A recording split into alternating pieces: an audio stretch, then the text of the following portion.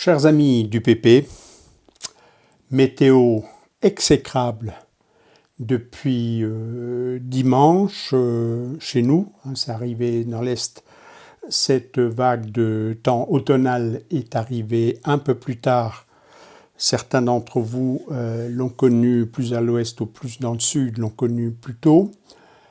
Arrivé aussi chez nous sous une forme légèrement calmée, on va dire, donc pas d'orage violent, pas de tempête, un temps gris, vraiment gris. J'ai pour habitude d'utiliser une expression extrêmement grossière, mais qui veut bien dire ce que ça veut dire. Il fait sombre comme dans le cul d'une vache.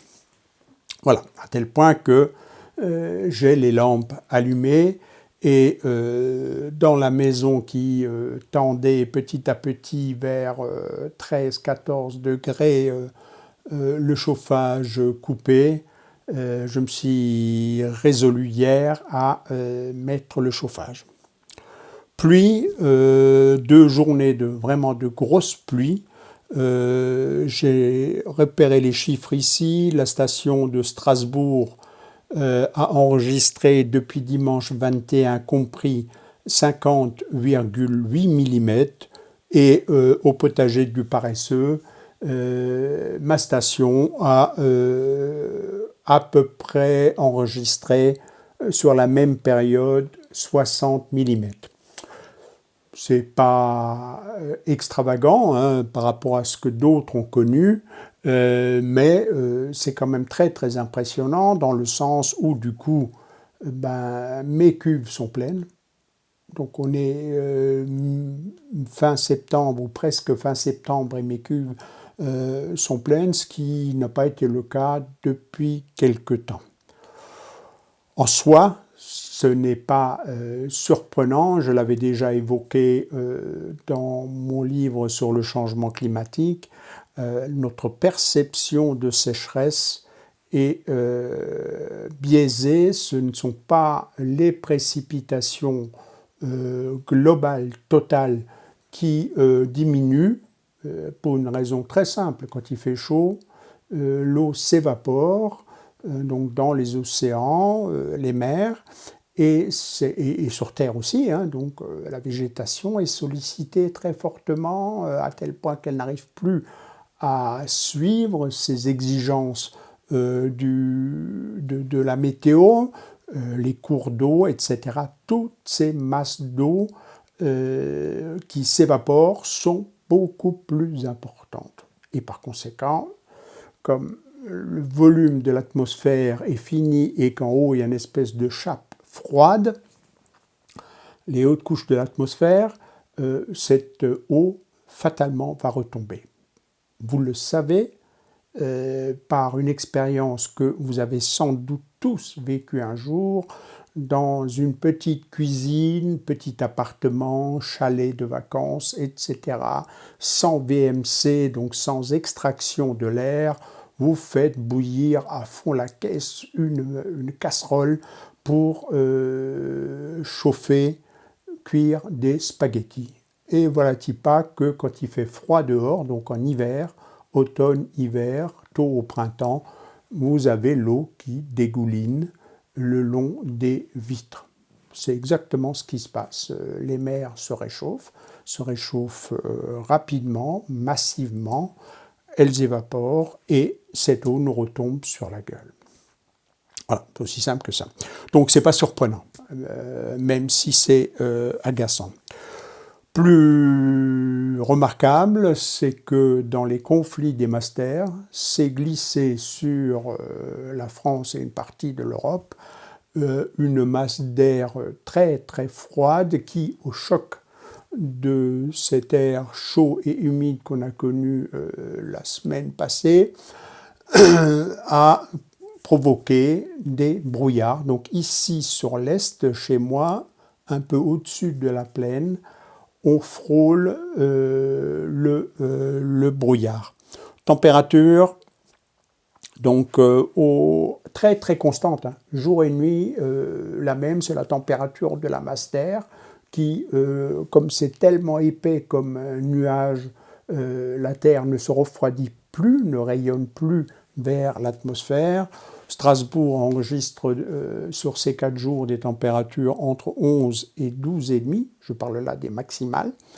Et chez moi, c'est assez voisin des 10 degrés, assez constant, jour et nuit, depuis presque 4 jours. Donc la dégringolade a été extrêmement brutale. Je crois qu'on était à des maximales de 32 encore samedi. Voilà.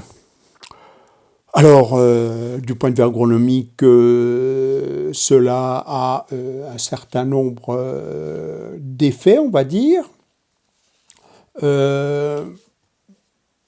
Les choux et quelques autres cultures, telles que les navets, apprécient. D'autres cultures un peu plus tropicales, un peu plus exigeantes en température, commencent à faire la tronche. Mes haricots verts là traînent des pieds, donc ils sont en pleine floraison. Ça a nettement ralenti. On oublie souvent que le haricot vert est une plante exotique, hein, donc exigeante en température, sensible au gelées. D'autres, les tomates, là, mon test de résistance génétique aux maladies, là, c'est parfait. Hein. Donc, il y a des tomates qui, là, sont cramées de haut en bas, et puis d'autres qui sont encore nickel, ou assez nickel.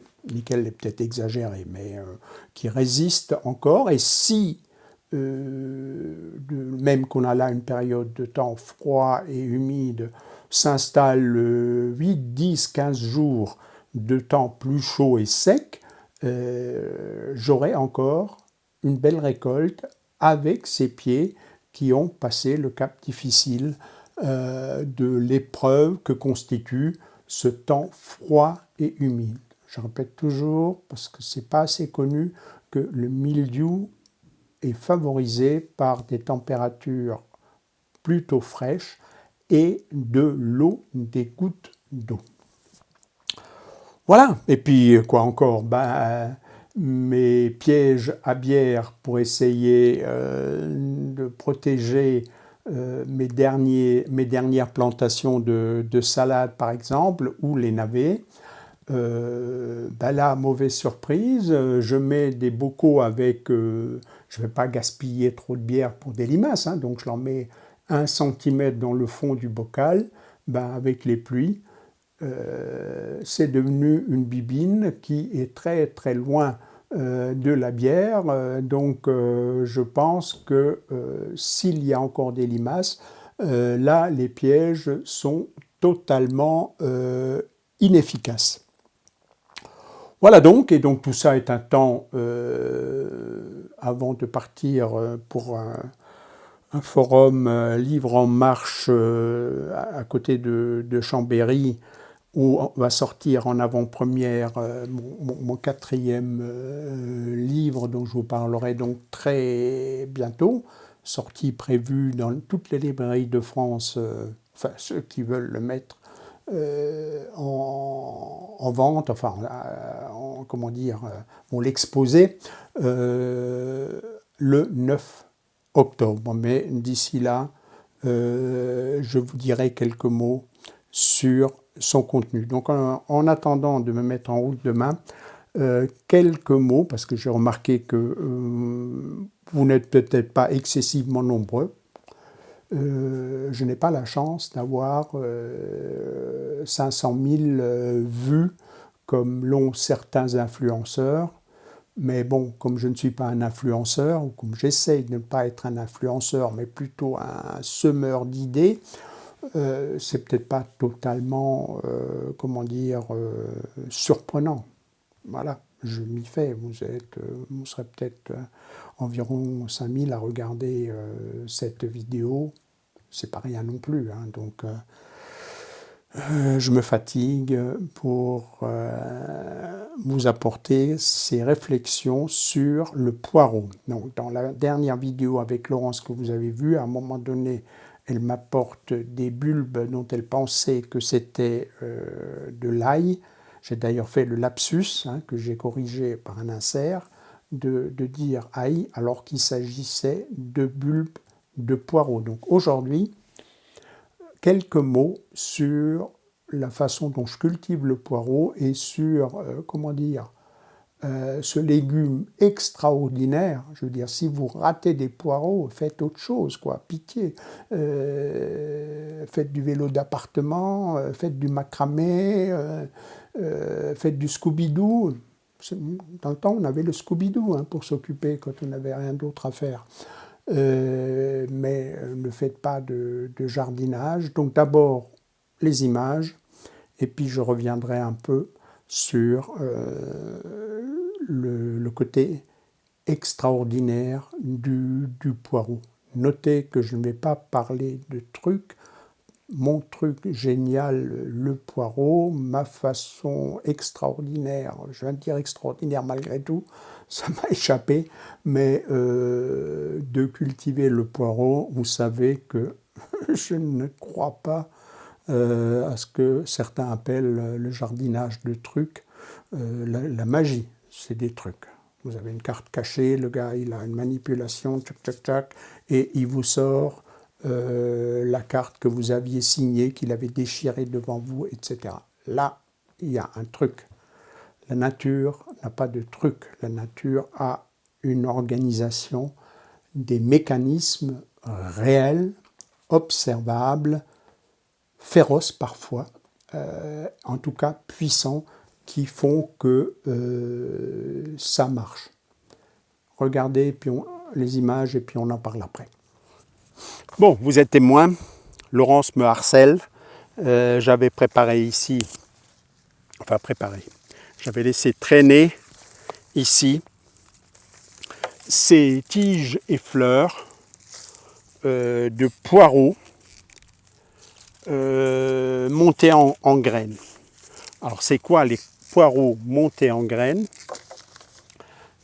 Là, j'ai repiqué récemment des poireaux qui vont encore grandir, devenir à peu près comme un pouce avant que la saison s'arrête définitivement. Ils vont passer l'hiver. Le froid va leur rappeler que ce sont des plantes bisannuelles, c'est-à-dire qui ont un cycle sur 2 ans. La première année, je fais de la végétation. La deuxième année, je fleuris et je songe à me reproduire.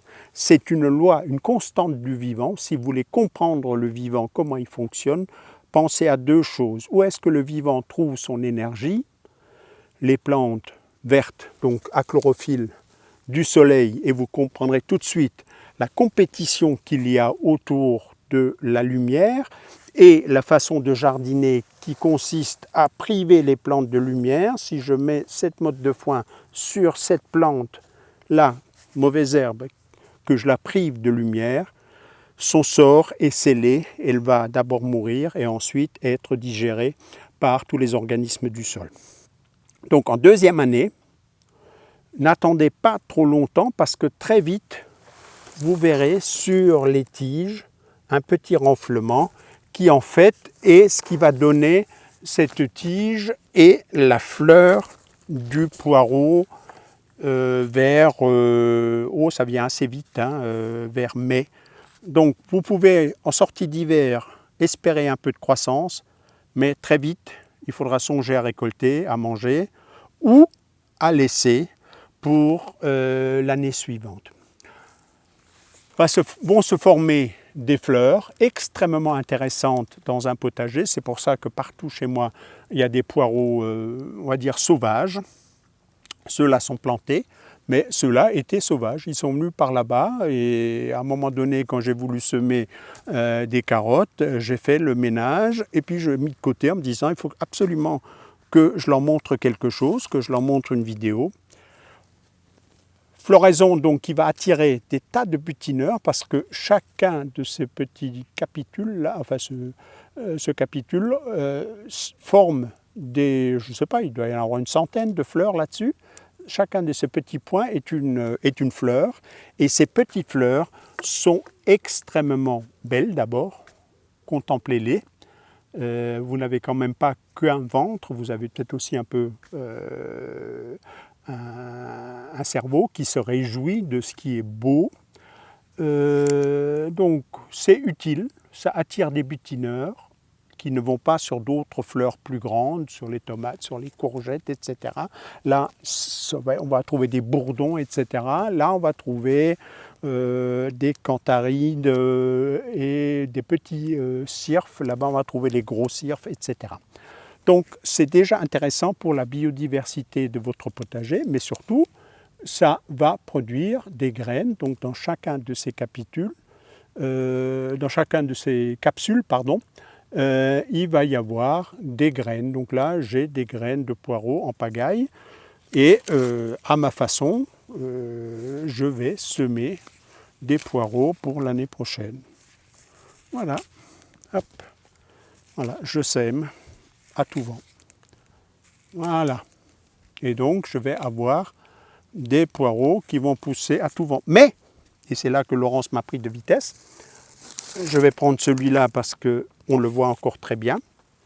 Une fois que ce poireau a fait sa fleur, que les graines ont été remplies, et que ce poireau est particulièrement heureux dans mon potager, a un sol fertile, coopère avec les organismes du sol, il trouve qu'il a encore du jus, et comme tout poireau, comme tout être vivant qui a encore du jus, il va songer à se reproduire, mais il a déjà fait la fleur. Alors qu'est-ce qu'il fait ? Il fait des petits bulbes ici en bas. Et c'est ce que Laurence avait ramassé pour mettre dans sa sauce en pensant que c'était des bulbes d'ail. Ce n'est pas de l'ail, c'est des bulbes de poireaux. Et d'ailleurs, je vais m'empresser de les planter ici dans la prolongation de mes plants. Et on pourra comparer la productivité. Ces deux-là se sont déjà enracinés. Alors qu'ils étaient juste posés, juste jetés là en attendant que je fasse une vidéo. Celui-là ne s'est pas encore développé. Et voilà donc l'histoire des poireaux. Alors vous allez me dire c'est quoi cette variété spéciale, etc. C'est pas du tout une variété spéciale, c'est des poireaux les plus idiots qui existent. Ils se reproduisent depuis des années, je ne sais plus le nom de la variété, est-ce que c'est du géant de 40 ans, est-ce que c'est du bleu de Solèze, à un moment donné j'avais du bleu de Solèze,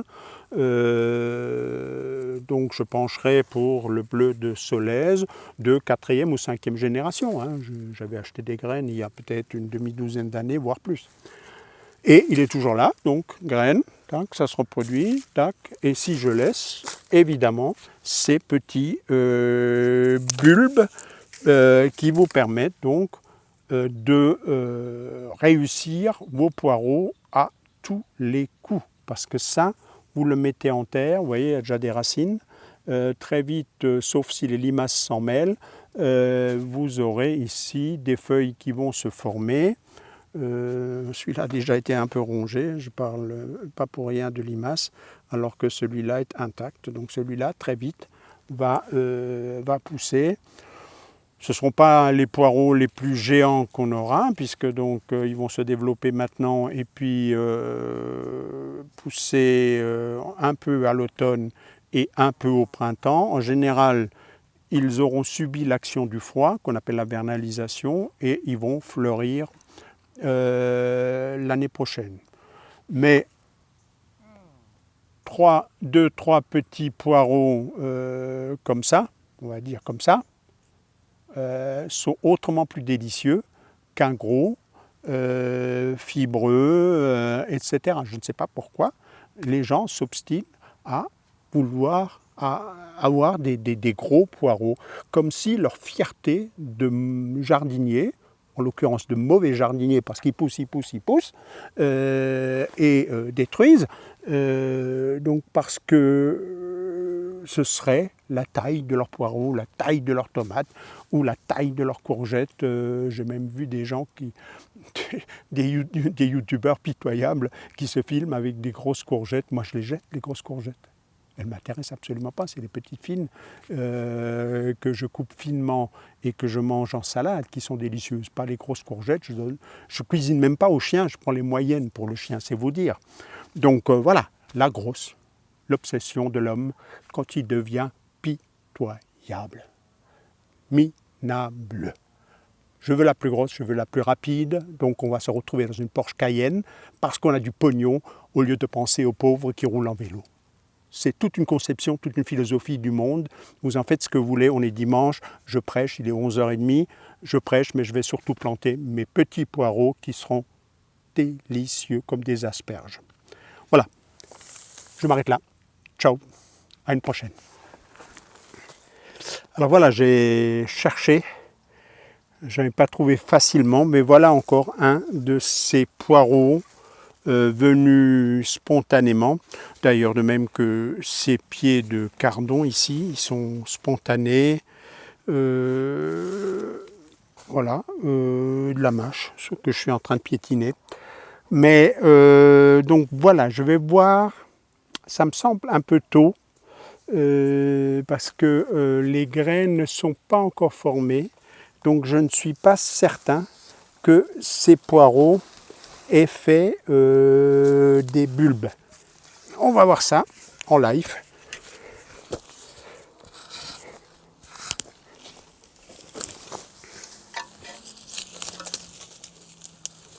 Ah bah. Voilà. Non seulement... Non, ça c'est autre chose. Non seulement ils n'ont pas encore fait de bulbes, mais c'est eux-mêmes en fait un groupe de bulbes qui vient de lever tardivement. Donc on voit bien que les racines, là, les socles sont entremêlés, deux tiges qui partent. Et donc en fait c'est ce qui se passe lorsque vous arrachez cette tige florale. Une fois que les graines sont formées, vous avez le poireau au bas de cette tige avait fait 2-3 bulbes comme je vous l'ai montré et qui vont ensuite se développer comme on le voit ici. Alors comme ce processus s'est fait ce printemps, que ces poireaux ont été un peu stressés cet été, ils sont montés en graines dès la première année. Ils avaient sans doute déjà eu, ils étaient tout petits et avaient eu des coups de froid encore au printemps, plus ensuite sécheresse, canicule, tout ça incite les plantes à monter en graines et à fleurir. Donc je n'ai pas trouvé les petits bulbes qui ne sont pas encore formés, parce que pour l'instant la plante dirige sa photosynthèse vers le remplissage, vers la floraison. Pour ces deux-là, ils sont seulement en train de fleurir. Et sur ces deux-là, en train de les diriger vers le remplissage des graines. Donc tous les produits de la photosynthèse sont accaparés. Il n'y aura que plus tard, il y en a un autre là-bas, couché, je vais laisser et puis peut-être je ferai une vidéo complémentaire si j'y pense avec l'arrivée des gelées et peut-être qu'à ce moment-là des bulbes se seront formés. Voilà donc ce mécanisme à mon sens peu connu, pas assez connu. Voilà. Et comme toujours, toute biomasse utile, ne pas la jeter en dehors, mais la jeter à l'intérieur du potager pour qu'elle serve aux organismes du potager. Voilà donc, vous venez peut-être de découvrir que des poireaux tout à fait ordinaires se comportent un peu comme des plantes pérennes, pourvues qu'on leur laisse leur chance, c'est-à-dire pourvu qu'on ne retourne pas tout, on n'extrait pas tout, on n'arrache pas tout, on ne composte pas tout, et on ne passe pas le motoculteur dans tous les sens. je le répète, je ne connais pas la variété, mais au départ, c'était une variété des plus classiques, en l'occurrence, qu'on appellerait plutôt une variété ancienne.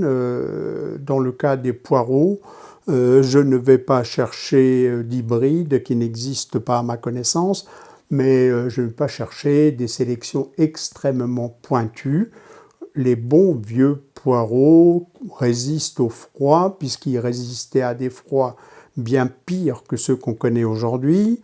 Donc vont passer l'hiver, sont peu malades, même si il peut y avoir une teigne ou une mouche du poireau par chance. Je n'ai pas de gros problèmes de ce côté-là. Je pense qu'après quelques années de foin, ces parasites se font rares. C'est peut-être aussi le décalage.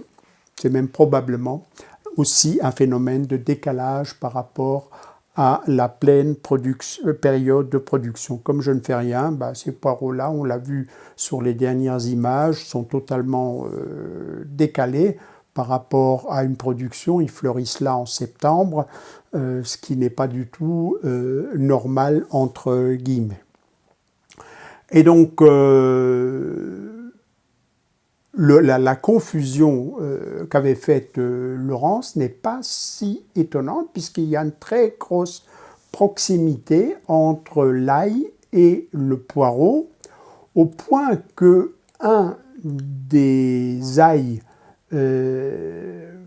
recherchés, on va dire, enfin un peu mis en exergue, parce que j'ai conclu tout à l'heure sur cette tendance qu'on a de vouloir les légumes les plus gros. Il existe un ail qui s'appelle ail éléphant, et cet ail éléphant n'est rien d'autre qu'un poireau. Quand on va au nom latin, le poireau est un Allium ampeloprazum sous-espèce porum, et cet ail éléphant est un Allium ampeloprazum sous-espèce ampeloprazum. Alors que l'ail, le vrai, celui qu'on utilise couramment, normal, germidour, messidrome, ail rose, etc., ce sont, du point de vue latin, des Allium sativum. Donc, l'ail éléphant est en fait un poireau qu'on appelle ail, alors que l'ail, les vrais ails, sont une autre sous-espèce, espèce, pardon, je me reprends, Allium sativum, donc sativum est une espèce. Voilà, c'est entre Allium, l'ail éléphant, Allium ampeloprazum, sous-espèce ampeloprazum, et le poireau, Allium ampeloprazum, sous-espèce porum, c'est la même espèce, mais deux sous-espèces. Un peu compliqué, mais bon, voilà. Pour dire que la confusion est tout à fait banale, puisque botaniquement, tout ça est extrêmement proche. Alors cette vidéo montre très bien tous les mécanismes que déploie le vivant pour une des fonctions essentielles, fondamentales, sans lesquelles il n'existerait plus, qui est la reproduction. Et donc il existe un certain nombre de plantes qui combinent deux types de reproduction. C'est le cas ici de ce poireau, qui fait à la fois des graines, donc fleurs, graines, reproduction sexuée avec des croisements possibles, et donc une évolution et une adaptation à des conditions changeantes possibles par cette recombinaison, ce remélange des gènes à chaque génération. Et c'est pour ça que les variétés de poireaux ne sont pas naturellement stables, elles s'autofécondent. Enfin, ça passe par les insectes, les butineurs, et donc il y a des fécondations croisées, donc des hybridations, hein, pour reprendre un terme dont j'ai parlé récemment en permanence. Et se rajoute donc dans le cas du poireau, mais aussi chez d'autres plantes, la possibilité d'une reproduction végétative qui est un clonage.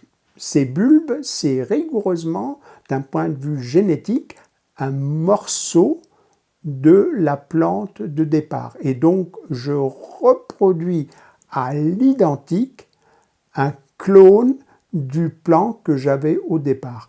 Donc cette reproduction a l'avantage d'être particulièrement stable, elle est même stable d'une façon rigide, et elle bloquerait toute évolution possible de la plante. Donc les plantes dansent entre la nécessité d'évoluer en permanence et la nécessité de garder ce qu'elles ont de meilleur. Donc elles dansent entre un conservatisme d'une rigidité absolue et une tendance à l'innovation et à la découverte, à explorer des nouveautés à travers des mécanismes de fécondation croisés.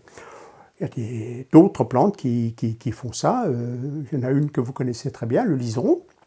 Le liseron fait des belles fleurs blanches et se reproduit donc par floraison pour pouvoir évoluer, mais il se reproduit aussi, et avant tout en l'occurrence, chez le poireau c'est le contraire, c'est plutôt les graines, en tout cas dans la culture, lorsque l'homme s'en mêle. Le liseron, c'est plutôt les rhizomes. Hein. C'est chaque fois qu'on passe le motoculteur, on coupe des morceaux de rhizome et on bouture le liseron à l'identique un peu partout, qui va s'empêcher ensuite de fleurir. Donc les deux voies, là encore, coexistent dans une certaine mesure, bien qu'on n'utilise pas la floraison de la pomme de terre pour une reproduction dans nos potagers. C'est utilisé par les sélectionneurs, mais la pomme de terre aussi se multiplie par les tubercules et fait des fleurs avec des sortes de petites tomates dans lesquelles il y a des graines, si vous les semez, ne donneront absolument pas la variété dont vous êtes parti, puisque ça s'est combiné du fait du butinage par des insectes butineurs. Mais il reste donc cette inventivité géniale du vivant pour trouver des solutions entre conservatisme, innovation, adaptation et pour trouver les voies les plus performantes pour se reproduire. La loi de base du vivant, c'est d'abord je vis, ensuite je me reproduis et ensuite je meurs. La vie se résume à ça. Allez, ciao.